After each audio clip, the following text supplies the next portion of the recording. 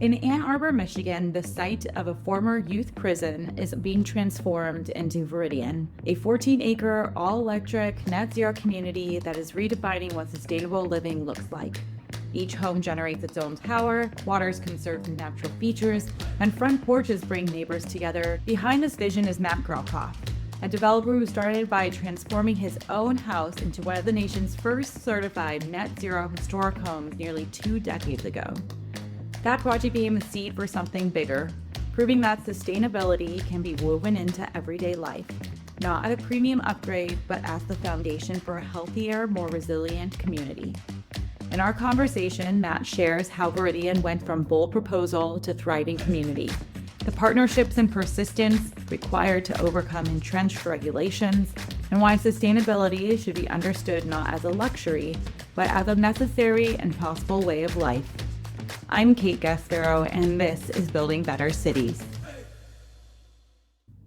What first inspired you to pursue a project like Veridian, and how did you come across the county farm site? So I live in Ann Arbor. My wife and I moved here in 2005. Her to come to grad school. In 2006, she decided to stick around for a few more years before we were going to move back to the West Coast and work with a professor. So we're like, you know what we should do? The housing market's really hot. Let's buy a historic house. Let's renovate it. Look, it's got a south-facing roof. Let's rip out the gas, make it all electric, and target net zero energy, which no one was even talking about. So it had a gas-powered lawnmower in the shed. It had no insulation whatsoever, except a layer of newspaper in the attic dated 1901. Wow. There was nothing in the walls. It had asbestos siding and lead paint, but it had this beautiful south-facing roof. So we restored the house to historic preservation standards. We were one of the first Living Building Challenge projects to certify as net zero energy, the first in a historic district and all kinds of other firsts. And we thought pretty quickly everyone was going to just like, there it is. Look, right? They have no energy bills. They got paid $500 the year that my daughter Dahlia was born. So everyone's going to do this. But instead, everyone kind of discounted it. It's like, oh, they must be tree huggers, Birkenstock wearing, bathing in their pasta water, right? So they just discounted it, that we were somehow special. Not that we did something exceptionally ordinary just by putting in an induction cooktop, geothermal heat pumps at a time when no one had heat pumps, heat pump water heater. Even now we have a heat pump clothes dryer. So all of these things, just better, more efficient, quieter, more durable appliances, insulated the house as best we possibly could, considering it was built in 1901. And then powering it with solar and putting batteries in the basement so that eventually we could become part of a virtual power plant, have more resilience and buffer from the grid. So flash forward to 2016, we now have 2 young girls living in the house, and I'd been speaking a lot about net zero energy and the need for electrification. And again, in 2016, Washington County, Ann Arbor, communities around the country started pledging to be part of the Paris Climate Accords. And so they said, look, we're going to keep these below the 1.5 Celsius target. And some county commissioner came up to me and said, hey, we have this land that used to be the site of an old youth prison. It used to be the county poor farm back in the 1830s. And said, what if you proposed a net zero neighborhood here? And so we became part of this RFP. It took a number of years. There was a lot of opposition from all the neighbors to build anything, and they had all the save the land signs. By the time we submitted the proposal, we had 1,000 signatures in support of our proposal on the day we submitted the proposal to the county. And so we won that proposal. We won it because we were saying, look, we have these goals. We have these problems where we're one of the most economically segregated communities in the nation. You just pledged Paris. What does this mean? What does good look like? And here it is. And that was Veridian at County Farm. And that inspired people. And here we are. That's really inspiring to see your one standalone house be the catalyst for a whole community. And remind me, how big is this community? 14 acres? So it's 14 acres. We partnered with Avalon Housing to do 50 units of affordable housing. Families who have experienced homelessness are actually now living there with a not just a roof over their head, but inside of a 130-acre park. This neighborhood is truly mixed income and all electric and beautiful. Yeah. I mean, you're sitting in it right now. And just for listeners, like, it looks beautiful. It's very modern, but very natural at the same time. Open floor plan, lots of natural light. And then you were showing me the patio. So it's nice that that outdoor, indoor living space exists. And you frame Veridian not just as a housing development, but as a model for living. Can you define the success of the project beyond the built environment, beyond the built space? Yeah. Because if we go out there, we try to say, hey, you want to live in a net zero neighborhood? Hey, you want batteries in your basement? Do you want R40 in your walls? Nobody gives a damn about that stuff. What they care about is about their lives and what that means for that, and what just joy. That's what they want. And they want beauty. And so Veridian, working with Union Studios out of Rhode Island, and we wanted this to be that the architecture itself would be conducive to social life. We got that by saying, all right, look, we're going to turn all of the buildings inward. We're going to put the garages in the back. We're going to have laneways instead of roads. And then we're going to put all of the front porches facing towards our bioswales and our rain gardens and our grove of locust trees that we have in the center that are half a century old. And then, so we're going to create private spaces. If you want to go away in your bedroom and have a place to sit away from your family, you can do that. If you want to join your family, you have this big open space like here in the kitchen. We have little spaces off to the sides and little nooks here and there. So you can have your private space, family space, your company space. You can go out your top balcony and have semi-private and your bottom front porch. And then you can still have some separation from your neighbors. You can invite them onto your porch, but the social life around the neighborhood begins at your front porch. Everything is designed around that idea of the old school inward facing front porch. And so everyone here has that, kind of like the old Chautauqua communities where they were the Methodist vacation communities during the Victorian era. And they were designed for social life of people of all incomes. We're already having neighbors starting with, they're having what they call front porch Fridays. So every night of the week, there's some people sitting out on their front porch, and then other people come and join them as they're passing by. But then they have these planned once a month little get-togethers. I used to live in Detroit, in Michigan. That's where we met. And the vernacular around sustainability is not as mature as it was in California in the time and place that you started this development. So creating parallel narratives around why people want to be in the space, even if it's providing that net zero approach, if it's sustainable when it comes to water efficiency and stormwater management. I'm curious, how did you have to approach this work? What was the vocabulary you had to use to get people on board with the idea of sustainability? Honestly, from my perspective, it was really simple because, like with my own house, what I really talked about was that it was just a Norman Rockwell house, right? Mhm. It's just like a little front porch in a historic neighborhood and neighbors. And that's what sustainability is, right? Mhm. So it's really kind of flipping the whole notion on its head about that sustainability is some sort of style or fashion.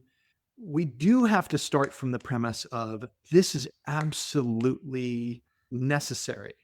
And, when we talked the first time we sat in front of the Washtenaw Board of Commissioners to present the project, I said, we cannot talk about what is possible. We can only talk about what is necessary.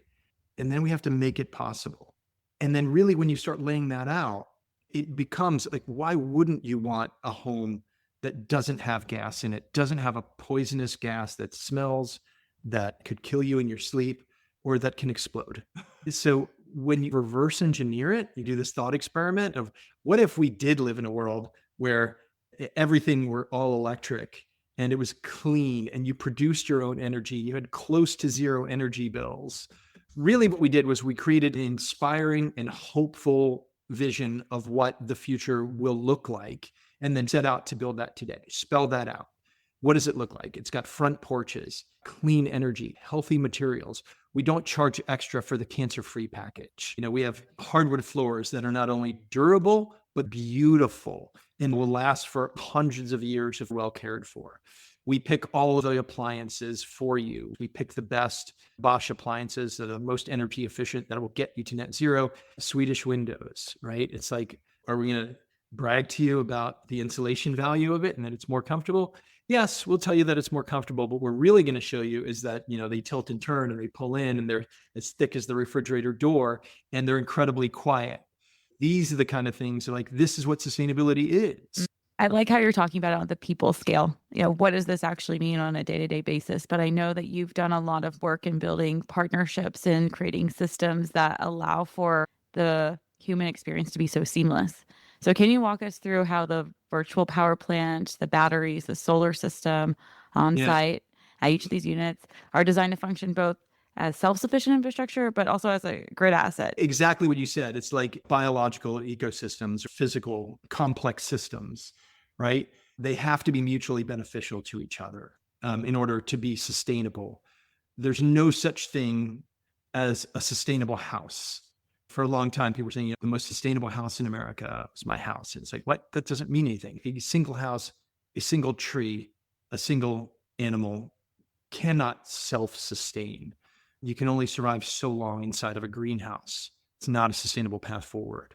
So with our energy systems, the homes should have enough solar to harvest all of the energy that they need on site to exceed the amount that they use in a single year.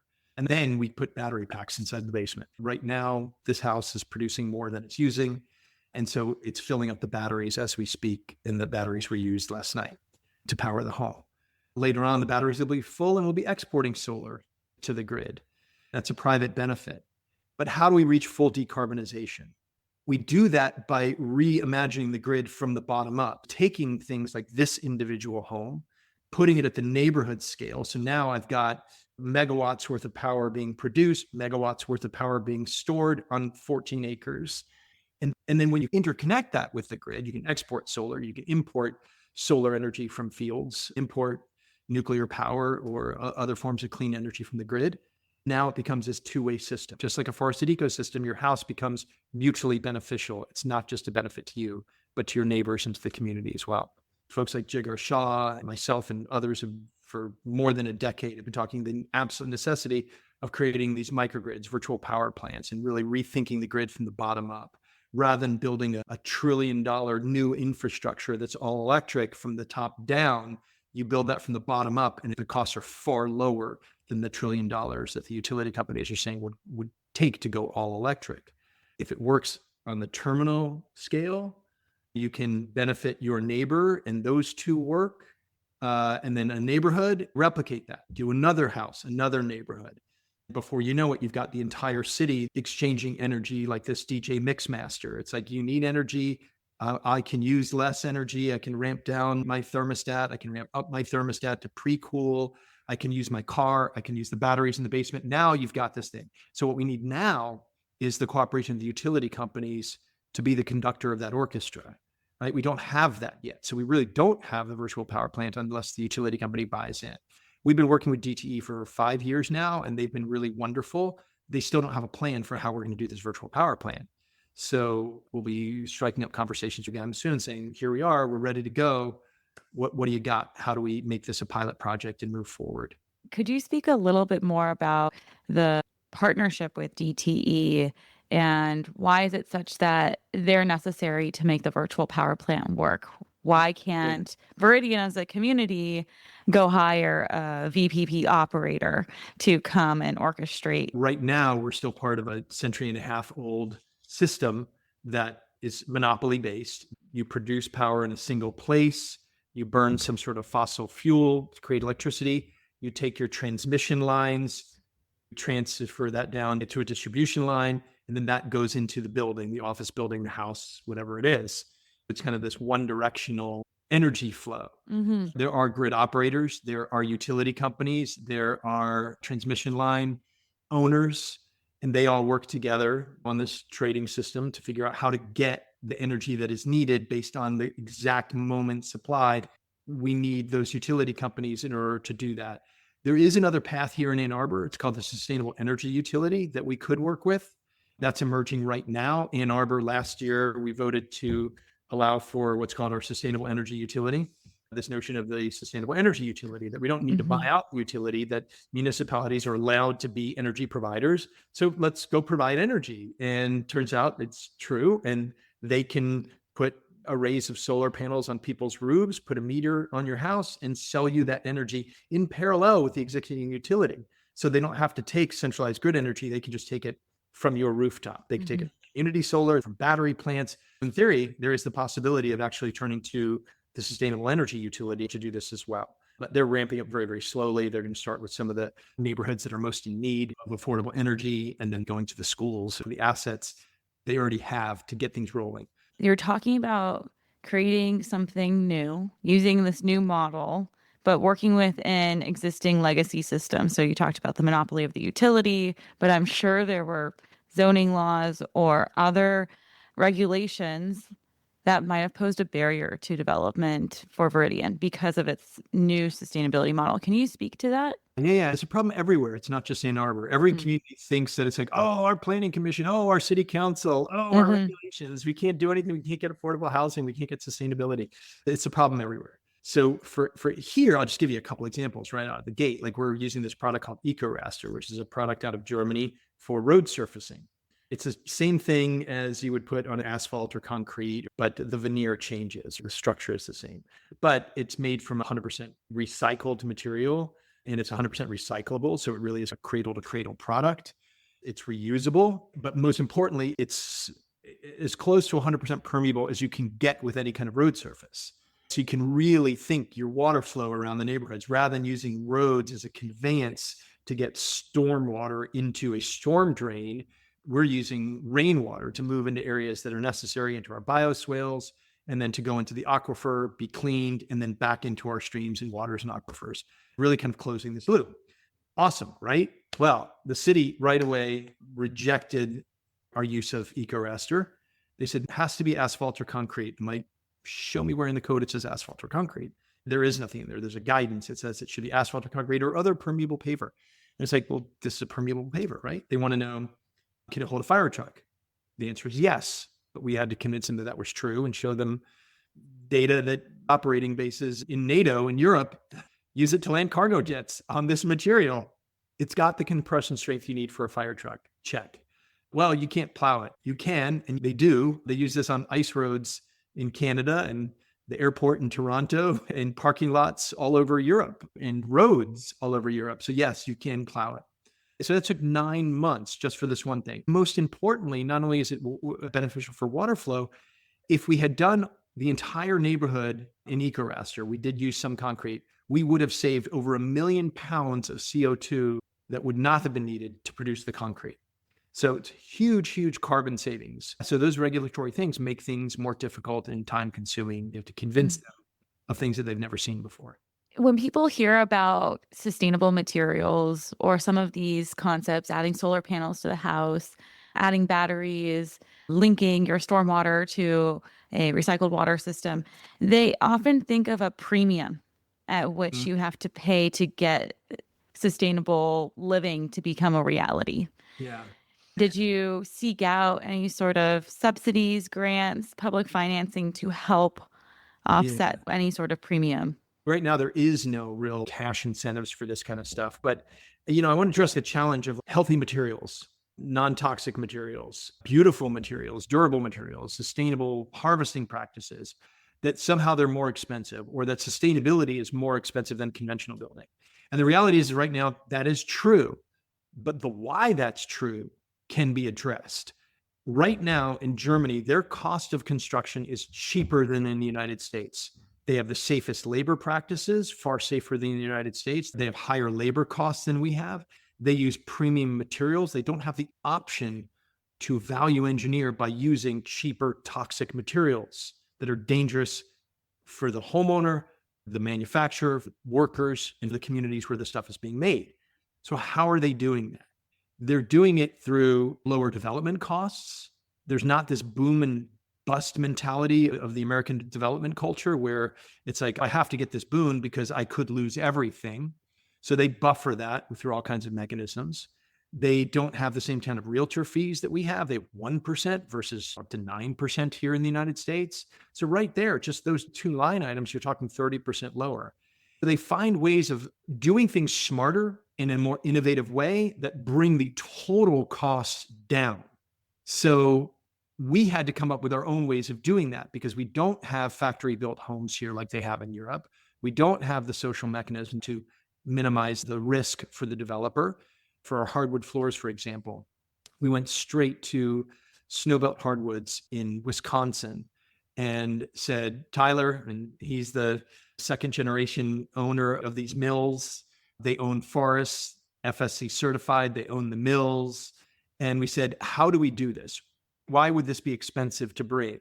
He said, well, it's expensive the same way that filet mignon is expensive. You could buy the nose of the cow for very cheap, or the tongue, and you can buy the filet mignon very expensive. But if you buy the whole cow, it's $5 a pound. We're like, what if we buy the whole cow, Tyler? He came up with this idea. Separating the wood into different grades is what makes this so expensive. So we said, don't separate it. What would that look like? And we kind of looked at it and said, beautiful. It's Wow. like, we have this variation. I'm just going to we're going to do this. I mean, that's it, right? That's premium looking wood. But if you look really carefully, there are lower grades of wood mixed in. And because they save that labor cost and have really efficient shipping mechanisms, we try to fill up the loads. They ship directly to us. We pay for it directly. We have no markup on it. And then we can get this wood at a really affordable price. Then you still have to find the labor and the talent to install it properly, to use the Rubio monocoat properly that they might never use. It's really about optimizing costs rather than trying to maximize little things here and there. You really have to go through every single product like that. Think about it. How do we go direct? Get rid of some of these silly markups where everyone's marking up 10%, goes through 3 channels, and you're like 30% markup. You eliminate that. It's cheaper than some of the materials you would buy from a distributor that are toxic or unhealthy or inferior. I like that one example. Seeing the floors, they're beautiful. It sort of adds to the natural aesthetic of the entire interiors. So finding the strategies to shave costs without compromising quality takes a lot of time and energy. And I'm curious, as you've been through this process, who were the partners that were most critical to executing on this vision and being thought partners with you, and really execution partners to get this built? Yeah, it was virtually everyone in the community, starting from folks in city council that really saw the vision and were able to help through the permitting process, through the entitlements, through all of that, finding a lender, finding business partners to work with that could get us over that hump of getting the project approved. And then the vendors, the same thing, talking directly with folks at Bosch, saying, all right, we need geothermal here in every single unit, or a solution that works. How are we going to do that? And partnering very closely. So it really was about these direct relationships with people who understand what we're doing and are absolutely passionate and unwavering, saying, don't worry, we're going to make this work because we want to work on this project. The paint on the walls from Benjamin Moore, wanting to work with us and saying, we're going to deliver this to you at a cost that we're not giving to other folks because we want to be part of this. And so it wasn't a single person or a single thing. It was really this collection of relationships. Most important of all, it's working with the people that know, number one, that this is necessary. We cannot live on a tolerable planet unless everything looks like a Veridian going into the future. It's necessary. Number two, I know it's possible. These people all must know it's possible. And number three, I'm passionate about making this happen. That is the core. People used to ask me, what's the formula for net zero energy? And from a technical perspective, there really isn't one. Every building's different. But that is the formula, bringing together those 3 steps of those people who understand each one of those and are passionate about making it happen. Can you remind me, had you ever done anything at this scale in development prior to Key on Veridian? Okay, fair. So I worked in a Habitat for Humanity community for net zero energy almost 15 years ago now. Up in Traverse City, there are net zero communities. There are communities with virtual power plants. There are communities that have innovative water infrastructure. There are communities that are really trying to do healthy material, and they're called wellness communities, and they sell their homes for millions of dollars. And again, a premium for the cancer-free package. But we're really the first to turn the entire model onto its head and say, no, these are all necessary to answer that question of what good looks like. So we need to figure out a way to do it. So if someone is inspired by this conversation and wants to invest or develop or help design or work on one of these projects, or even start advocating for one of these projects in their own communities, what are some things that you've learned that you would want to impart as lessons? First, they should come visit, see the place, and let's have a chat. Really, that's kind of what we did at first. I went around to folks who did net zero neighborhoods, who did front porch facing communities, and people like Ross Chapin and really talk with all of them and figure out how do you do those little elements. But, honestly, the only piece of advice is that just number one, know that it's necessary, know that it's possible, get that out of your brain. It's possible. You can do this. The reason we know it's possible is because every individual element of this has already been done. You don't need to look for any kind of new technologies out there. Everything you need to succeed already exists. The appliances, the heat pumps, the water heaters, the solar panels, the batteries, the sustainable materials, the people who are passionate to do it. Now it's just about assembling all of those parts, understanding them, and then really working through those processes in the conventional system to figure out how to get it work. And that's the hard part, really, is that when I'm working with a municipality and the inspectors don't know what a geothermal is. So those little things have to be educated and have to move people along, especially the bigger things where it's just like, okay, this is different. You've never seen this before. How do I get my fire truck on that surface? And you have to demonstrate that. And that takes time. The biggest challenge was working with the utility company, right? Mm-hmm. I went to them early on, 2019, and said, we're about to break ground on a neighborhood that's really going to fuck with your grid, right? We're going to have X amount of potential megawatt hours of energy flowing from the grid into these homes. If we are just all electric, every home has a car charger, there's no gas, every bit of energy is going to come from electricity in this neighborhood. Your poles are 58 years old. How are we going to work together to do this? And then let's talk about the solar and the batteries and how we can work together to make this grid beneficial. And then we had to go to the Public Service Commission, talk with them, work with the utility company to get grid upgrades, to get all of the things that were necessary just for simple electrification. This neighborhood could not exist. We couldn't have gotten started if we didn't work with them to get the electricity connected, because there was just too much energy, more than they had done in any residential neighborhood in the history of the utility. And just talking about timeline, you converted your historic home in 2005, 2006. Mm-hmm. You submitted the RFP for this location, for this development in 2016. Yeah. In 2019, you said to the utility, we're going to break ground. I know where you're going For with 2025. You're in a beautiful space right now. Where do you see full completion of Veridian? And is there a full completion, or is this an ongoing? I mean, it really, movement? to that point, it really doesn't stop. One of the things we haven't built yet is this building called the Farmhouse, which will have apartments up top, which we hope to use for some really innovative, beneficial purposes like short-term rentals. We're looking at doing transitional housing for refugees who come in, and how do we also use it as a short-term rental for people who want to house their relatives, rent it out for football games, charge a premium, and then subsidize these other beneficial purposes. But then on the ground floor of that would be a retail space called the Honey Locust Farm Stop, which is really bringing local food directly to the consumers in a grocery store setting. It operates under the rules of a farmer's market based on this Argus Farm Stop model that was created here in Ann Arbor. And then the farmers are bringing that produce to this grocery store where they're getting 75 cents on the dollar rather than 20 cents on the dollar from a conventional grocery store. And then now it's not just a grocery store. It's an opportunity to flip the HOA manager. You go to these centralized companies that are in other cities that manage your property for you. Can we manage the property here? People who have their eyes on the ground, who understand if we're growing fruit trees, how would they get maintained? How are we encouraging life in these little ways and operating that on a day-to-day basis as adjacent as possible? Like all complex adaptive systems that are sustainable iterate over time from the bottom up, and they're based on very simple rules for local interaction. So we can use that farm stop and that farmhouse model of how do we solve the mobility problem? We can do bike share here. If it's eyes on the ground directly with the people using it, it's like doing it with your neighbor. You need to borrow my bike? Sure, go take my bike. It works until the system gets too big and complicated.